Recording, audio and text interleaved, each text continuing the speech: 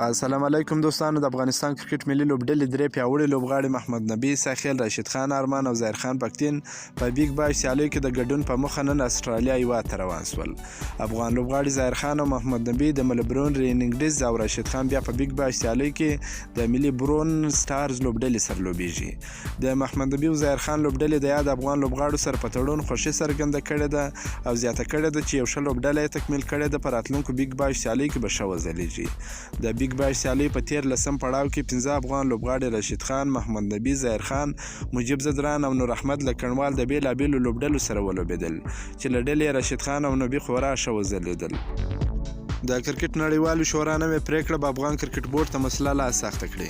د کرکټ نړیوالو شورا نن د کرکټ لوبې د پراختیا لپاره په 3 برخو کې خپل ستراتیژي اعلان کړه چې تر ټولو ډیر تاکید پر ښځینه کرکټ دی. دغه ستراتیژي د غړو هیوادونو په ګډه پریکړه رامنځته شوې ده چې هدف یې نړیوال کرکټ ته لا ډیره وده ده. کرکټ نړیوالو شورا په خپل نوې ستراتیژي کې د ښځو د کرکټ پر پراختیا تمرکز زیات کړی دی چې په افغانستان کې د نوې حکومت له راتګ سره یا د برخه غیر فعاله شوې ده او شاید افغان کرکټ بورډ ته به اسانه نه وي چې یا د شورا ته د دې ستر ارزښت لرونکي برخې په نه موجودیت کې قناعت ورکړل شي.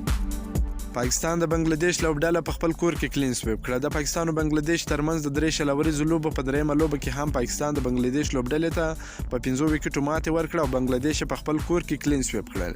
یعنی پاکستان دغه سیریز 3-0 وګټي.